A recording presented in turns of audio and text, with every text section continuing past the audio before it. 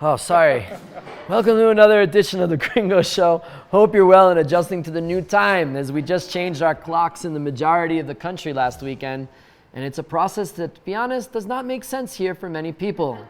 Here in Mexico, we generally have had 3 different time zones in the country, with the majority aligned with U.S. Central Time, Western states 1 hour behind, and the state of Baja California on California time. Seems simple until you get to daylight savings. The U.S. changes its clock in the spring 3 weeks before, and some Mexican municipalities such as Juarez, Reynosa, and Baja California had been given permission to change theirs with the Gringos. Quintana Roo and Sonora do not change their clocks, and the far majority of the country only started this practice in 1996. It's all a mess. So around this time, people get tired, they get mad, babies cry, people get into car accidents, and the Congress talks about stopping it, and I'm sure AMLO just wants to add another hour to his morning press conference. Empezamos a las 6. The U.S. Senate approved the bill to have just permanent daylight savings all year round, which is awaiting approval in the House. And now the Cámara de Diputados is considering a measure to finally end it here in Mexico. Do it! Do it! Do it! It doesn't matter. If we're an hour behind the U.S., that means we'll always be on time. But in the big news of the week, the vote to revoke the presidential mandate is just days away. And as in any election in the country, things are heating up. Just a quick recap of everything that's been happening. AMLO and his campaign vowed to have a vote in 2022 to check on how he's doing. Kind of like passing a note to a friend in elementary school that says, "Do you like me? Circle yes or no." Which seems noble. The public thinks he's doing a good job, he stays. If he's doing a bad job, then they can get him out with a bit more than 2 years left in his mandate. There is almost no one who thinks that he is going to lose, mostly because the president is still very popular, mainly because people have been let down for generations by presidents who promised things to the people, but instead just maintain the social order where the very few are rich and the rest remain poor. People are hoping that AMLO is going to change that. Critics say that maybe if the result is not in his favor, he's not going to leave, and he's going to say that there's fraud and that he's going to delegitimize the National Election Institute, or the INE. So some think there's no point to it, and then other people are worried that the population will not turn out to the vote because they feel it's illegitimate. AMLO is not happy with the INE, stemming from the 2006 election where he believes there was fraud and that INE threw the election to his opponent, Felipe Calderon.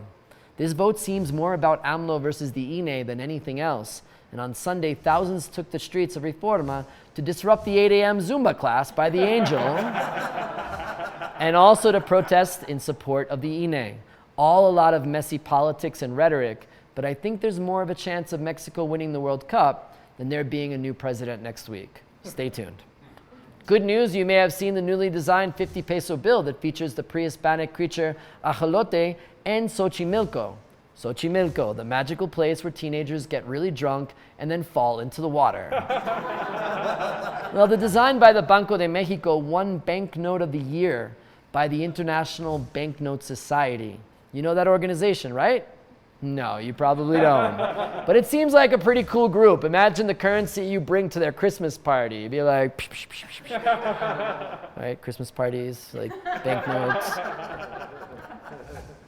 Gas prices have been skyrocketing all over the world due to the war in Ukraine and the pandemic. So the Mexican government moved a few weeks ago to add a subsidy to regular gas to ensure it stayed at roughly the same rate. And as we reported, Chancellor Marcelo Ebrard did something like a nani nani poo poo, or in Spanish, lero lero,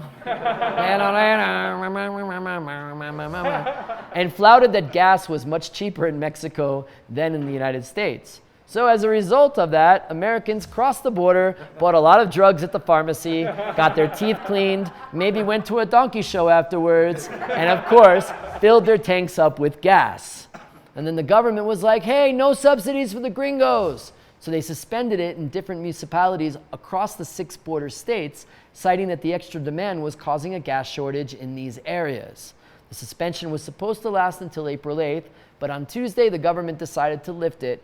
except for Rosarito and Tijuana. You know that place? You're going to get drinking wine and you're going to pay full price for that gas, gringos. A lot of music was happening over the weekend as Mexico had 2 major music festivals and a big concert happening in the country. Pal Norte in Monterrey that featured The Strokes, Maroon 5, and a personal favorite, Hombres G. But remember, there's no Hombres A, B, C, D, E, or F. They went right to G. You know, they say, Noto, eteme mi corazón, no sé, no va. Yeah, they're great. And Ceremonia, which happened in Mexico City, that featured Wu-Tang Clan. Not to be confused with Cocina Wu-Tang, the all-you-can-eat Chinese buffet in the Centro. Then Coldplay came, the band that straight guys secretly love but may not openly admit to being a fan of, and gave a treat by singing the cover of Amor Eterno, the saddest song in human history.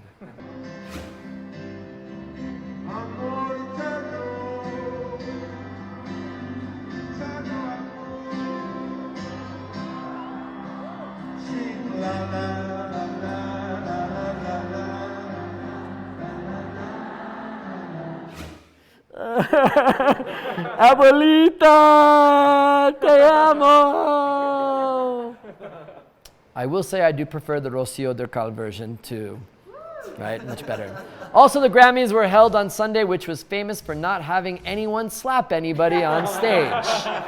Many artists, new and old, won awards, including Vicente Fernandez, who won posthumously for Best Regional Mexican Music Album for En Mis Ochentas.